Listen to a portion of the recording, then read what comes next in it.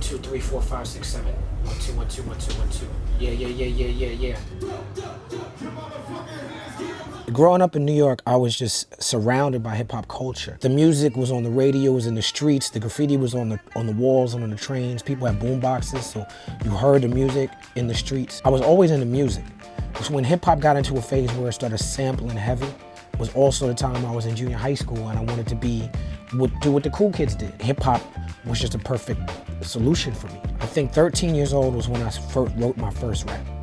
And I was writing raps because I would hear my friends rap and be like, well, try this. And then I realized I could do it. By 14, I thought I was the best in the world.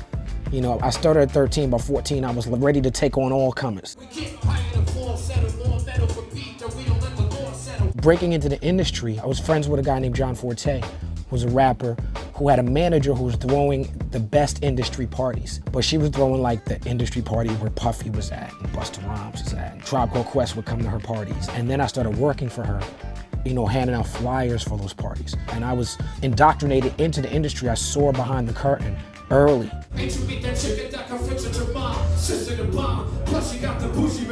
With me and Madlib, our relationship is a coastal one. I've hung out with Madlib maybe in my lifetime, maybe 5 times. And it was only once in the studio.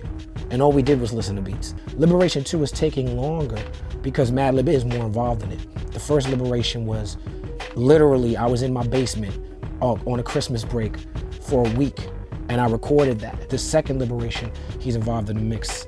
I was interested in sneakers as far as I wanted to look fly. I'm not really a sneakerhead. I'm a sneakerhead by fault, just by being from New York and grew up in hip hop. There was eras of my life where I was wearing a new pair of Air Force Ones once every 2 days for it to look fresh on stage. I'll buy a pair of sneakers that sneakerheads will revere, and I'll wear them till they're busted up. And people will be like, why are you wearing them? I'm like, because I want to wear them. And when I'm done wearing them, I'm gonna give them out, give them away to someone else who needs a pair.